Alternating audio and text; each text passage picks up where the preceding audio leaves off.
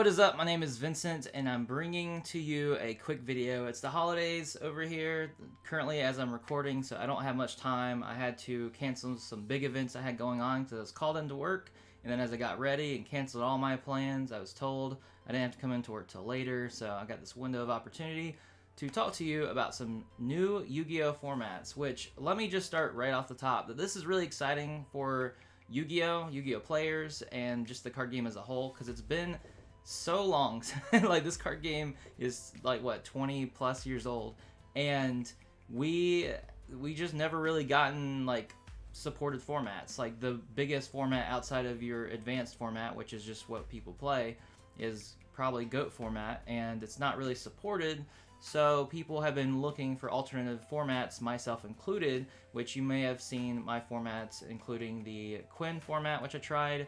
And I haven't been able to talk about this, but I do think that format was a bust, but I don't think that is on part of, necessarily, a fault of, me being a bad game designer or anything. I think that it just takes experimenting and trying things like that. So I wanted to put it out there to the player base and see how that would work. And after playing around with it, I think my head was in the right spot for a lot of it, but I also was coming at it from someone who hasn't played Yu-Gi-Oh in a very long time. And I'm still someone that's pretty new to this like current state that Yu-Gi-Oh's in. So I was going in with some ignorance on that front, but I have a lot of knowledge when it comes to building a card game, building games in general, tabletop games, and working with those systems and figuring out what works and what doesn't work.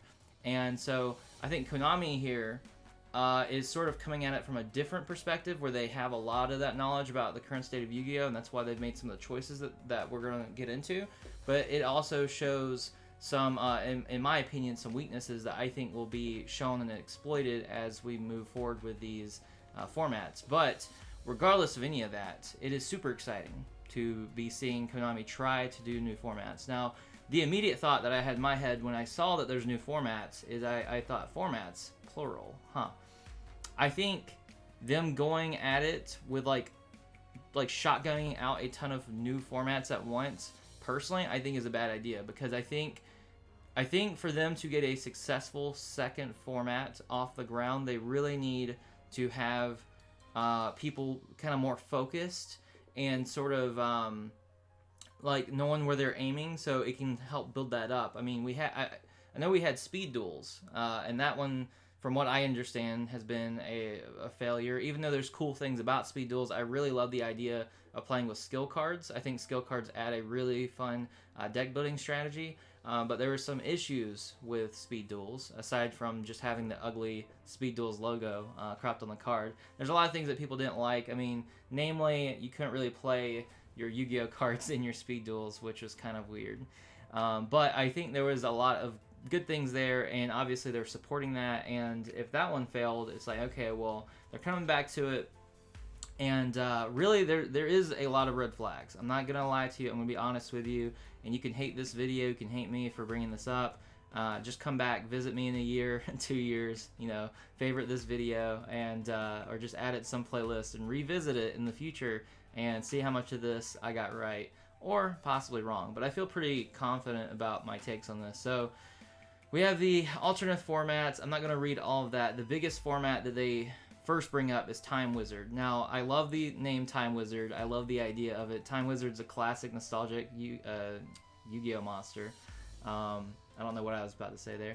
But, so the idea is, it says that this format is a way for OTS to sanction retro format tournaments. This tournament setting will revolve around the rules and mechanics of the game as they were during a specific point in time.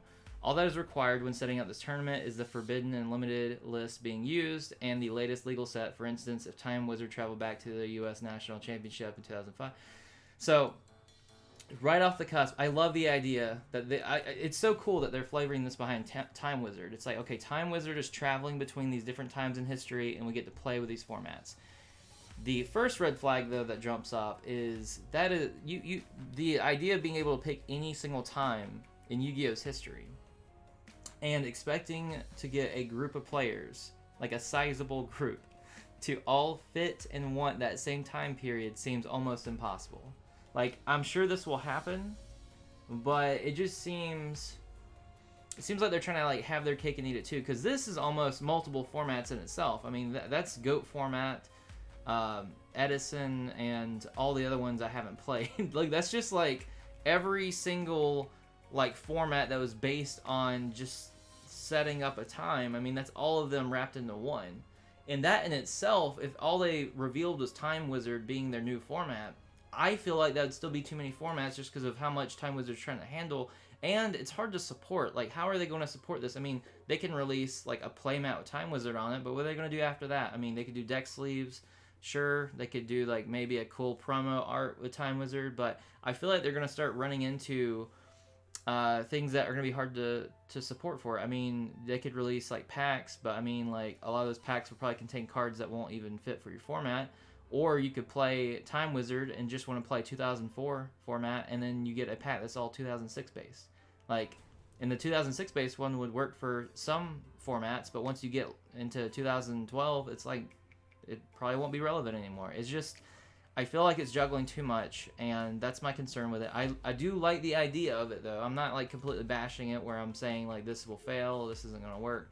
I think it can work. I'm just saying that I don't have all my hopes. I don't have all my hopes up in our good old friend Time Wizard, but maybe I need to learn a thing or two from Joey Wheeler. Maybe things will work out and he won't self-destruct and blow up everything. But I do feel like it's a concern, especially like the rulings. The idea that you have to know what the rulings are for each time period, like that's almost like learning different games. Like to like understand the card pool, to understand what's forbidden and not, to understand the rulings, and to have a deck for that, and to also want to play that same time period as everyone else. And everyone, I mean, people can't even agree on the same restaurant to go together. I mean, like, I don't get how you're supposed to agree on your favorite time period as a whole, you know, a whole game store and have this set up. I don't see it. Like, I think it has like a 10% chance of success. That's my personal opinion, but we'll see. So our next up is Heart of the Underdog. As duelists test their deck building skills, they often find that certain decks are more powerful than the rest. Currently, Drytron and Tri-Brigade decks are quite powerful. For Heart of the Underdog format events, OTS determines the deck types that duelists are not allowed to use for the event, such as Drytron or Tri-Brigade. Duelists then compete using less frequently used deck types, allowing for a more casual tournament where duelists can enjoy new and interesting card interactions and explore the archetypes that normally don't make the cut. Personally, I think this one's a better format. I think it's like you're going to play with the same rules. It just essentially is playing with a larger ban list is essentially what this format is. And the ban list will be a certain archetype or certain archetypes. Now, I can see some people getting upset. You could have your guy who always goes into your locals, who loves playing his signature deck, and then his deck gets banned in the Heart of the Underdog tournament.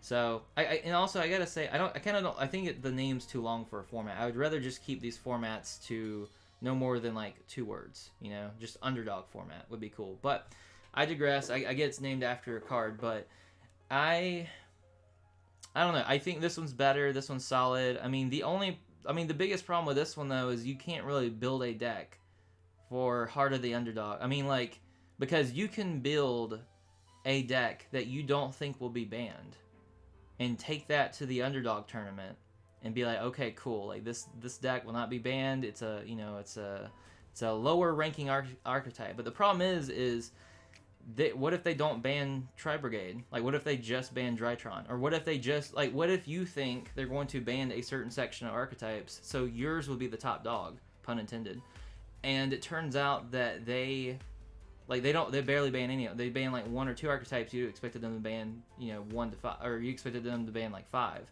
Or you go the other way. You're like, okay, they're just going to ban Tri-Brigade and Drytron, so I'm going to play the next best ranked deck, and then they ban that one. That's to me the biggest issue that I think they'll run into. Obviously, there's a whole issue about what constitutes as a certain archetype. I assume it would mean like the cards that specifically refer to a certain name. But like I said, I'm not as familiar with current Yu-Gi-Oh! You know, I'm kind of getting back into it. I'm a much more casual player. I haven't played any current Yu-Gi-Oh! Tournaments, so could be wrong there, but it seems like if they stuck to the names of the archetypes, then that would make the most sense. And of course, you'd still have very powerful cards, but maybe this would even allow for them to ban individual cards and lump that in with the archetypes if they want. But the idea would be you ban a lump of archetypes. I personally think the Underdog archetype will work out better than the Time Wizard archetype, but I digress. So then we go to Common Charity. So for Common Charity format events, Duelists would need to build a deck using only common cards. This applies to all parts of the deck, the main deck, side deck, and extra deck. This is similar to the Cast Party Pegasus, blah, blah, blah. Okay, so this one's essentially an all-common deck using the current rules. I also think that this one will work better than the Time Wizard format, even though to me the Time Wizard format almost sounds like the most fun because it has this like cool flavor behind it, and it really is reminiscent of earlier Yu-Gi-Oh!, which is you know, what I fell in love with when it comes to Yu-Gi-Oh! But I do think Common Charity is a stronger format overall. I think they need to clarify if cards that are printed at other rarities, including common, count. Now, I do believe, like looking into this, that as long as you have the card at common, it's fine. But it's also weird too, I guess, if you have the card at common and like super rare, you just can't run the super rare one. But I think that's probably the easiest. Most like the cleanest way to do it is just if you have that card at common, you can slap it in the common deck and you're good to go. So I think that one's cool. I'm trying to think if there's, I mean, obviously I think it'll start developing its own ban list. I mean, we have MBT over here, you know, mentioning that commons needs a ban list. I think that'll happen. I think I think that they're doing the smart thing though and having it iron itself out. Like they're gonna have it be like the Wild West, everything's coming together, throw everything in there, it's going to be wild and weird, and then you develop the ban list. You don't want to just throw the ban list out at the very beginning before anyone has a chance to really experiment with it. So I think it's the right call to not have a ban list yet, but to probably implement one in the future. So we have that. Then we have, I think one of the coolest ideas, like Time Wizard, but also like Time Wizard, I think this one's going to be one of the most bunked formats. Like I could easily see this one getting like thrown into the grinder of no return. This one is based off the Yu-Gi-Oh! Anime arc, which I think is awesome, where they basically go into this virtual world to duel, and they choose a deck master to help them in multiple ways. So to me, this makes me think of Commander for Magic the Gathering. The idea is you choose any monster that you want, and that's your deck master, and they begin the game outside of your deck. Any effects of the monster apply as if the monster is face up on the field, and the duelist can normal summon the deck monster to the field, ignoring any summoning requirements as they would a normal monster, and no tributes are required for high level monsters. And if the deck monster is destroyed, the duelist loses the game. Okay, I think they need to completely change this whole thing. Personally, I think that it should be that you can have any monster that's not Synchro, XYZ, Pendulum, Link, Fusion, any monster outside of those can be a deck monster, but just, you know, your kind of bread and butter monsters, and basically have it to where if they are destroyed, you don't lose the game, because you should be encouraged to bring them out. Also, their effects don't happen until you bring them out. I think they should count towards your normal summon, and I think that you should tribute to bring them out if they are higher stars. And I think that every time they are destroyed, they add, say, 2 stars to their stars. So if you have a 4-star Strike Ninja, we'll take it back to the anime arc here. If you have a Strike Ninja and the Strike Ninja dies, then it will be 6 stars, and then you need to tribute 1 monster and then 2. Now, that might be a little too much of a penalty, because at that point, maybe it's like, well, what's the point, and like, what's the use? You know, maybe just have 1 star, you know, be the addition. Then you could see some interesting deck masters where they are 3 stars. Well, actually, that one, I guess 2 stars would be like an optimal one. That way, even when it gets destroyed, you can bring it back out without tributing. I'm not sure. I would go more into that variety though, because I think having this thing outside of the game that no one can mess with, that has its effect constantly applied, and you can choose any of these extra monsters. You can choose the next Z's monster, Link monster, Fusion monster. Like, you're just going, in my opinion, this is just going to be super degenerate. I think that you need to find a way, and also, it's also just not fun. You can't interact with it. Like, part of a game is interaction. And if you have a part in the game that you can't interact with, that's not fun for people. So I think the idea of having to bring it out and then have it where it can still be destroyed and you don't lose the game is much better. Or if you really have to keep it where if it gets destroyed, you lose the game, then maybe have an alternative way to where, I don't know, because even that doesn't work. I was going to say, like, maybe have an alternative way of, like, instead of it being destroyed, if it would be destroyed, instead, you know, maybe you know, send, like, banish a monster from your graveyard or something. You know, give it like extra level of protection, like innately, for it being a deck master, so you just don't lose outright. But at that point, you're still gonna face the issue where you're trying to interact with it and you can't because it has this extra protection. So I think it's very crucial to be able to bring the deck master out, have it destroyed, and have it come back out, and then use its effect. And you could build your deck around that still. But that's just the way I see it. I really love the idea and the concept of deck master, but I think we really need to see something tweaked on it, in my personal opinion. And then down here it says rivalry. Excuse my speech impediment there. Rivalry of Warlords. We are excited to announce a new program that you'll surely want to participate in. Rivalry of Warlords. This will be a fun and easy way to introduce duelists to themes that they may not have commonly played. So this is cut off, and if I didn't mention this is all a leak. But yeah, we don't really know what this is. I've heard from other people that this might deal with like having to play certain themes or deck lists or something like that.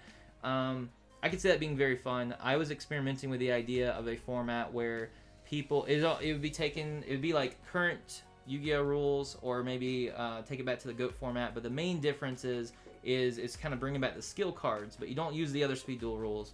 And some of those skill cards have really good effects, but you have to run certain cards in that deck. So you can play like a deck that harkens back to Yugi, but you have to play some of his classic cards, but obviously those cards suck, so you have to have a really good ability to make up for that. Maybe it deals with that, probably not, because, you know, I'm kind of thinking way over here and they're thinking way over here, but who knows, maybe it's something like that. I think anything that encourages some cool underused cards and make them like relevant again, I think is a cool idea.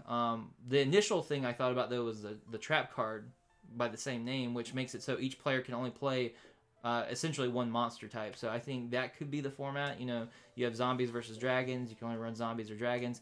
I think that format probably won't work with current Yu-Gi-Oh! I think that, you know, from what I understand, there are definitely some monster types that are way stronger, and there's a lot of decks that already just seem to use a lot of the same monster types anyways. So I don't know that would actually add enough to really warrant the change. But yeah, I mean, that's my sort of take on it. I think it's great. Like, if I had to just guess, like, which of these is actually going to work the best, I think Heart of the Underdog and Common Charity are going to be the most popular. I think Common Charity is actually probably the best, though, overall, because there's kind of too much of a case-by-case basis with Heart of the Underdog. But with Common Charity, it doesn't matter what your game store says or what anyone says. If you have a common card, you can put that in your deck as long as it doesn't get banned by Konami. But, like, that's such a easy way to play and such an easy way to go about it. Now, I do think it's probably the least inspired out of all the different alternative formats. Like, it doesn't really get me super hyped or super excited, but I could see myself getting excited over it because, I mean, at the very least, if you open up a box of Yu-Gi-Oh! And you start getting these common cards, you're like, okay, I could run this in my Common Charity deck if I want to. So I think that has a strong pull, and then they could also do price support that's like all common packs, and maybe it's, you know, less expensive to get into, and they're not charging an arm and a leg for these all common packs. Because I could see Konami getting into some dangerous territory there, but assuming they did it right, I think that could be pretty cool. But really, I want to see this Deckmaster format really take off. Not necessarily in that current iteration, but with the idea, because I do like the idea. But that's all I had to say for right now. I just want to get my quick thoughts out there. I know it's the holiday times. Things are busy. Things are hectic. But yeah, I just wanted to throw that out there since I've been someone who's made a few Yu-Gi-Oh! Formats. I've been making a lot of different things. I've did some custom Dungeon Dice Monsters this year. If you want to check out all that stuff, be sure to hop into our Discord. It's an all gaming and anime Discord, but of course I make some fun formats and some fun games that you can also check out as well. But if you just want to talk anime, games, Yu-Gi-Oh, any of that stuff, it's a great Discord for that. So check that out in the link below. We'll see you there. And as always, stay awesome.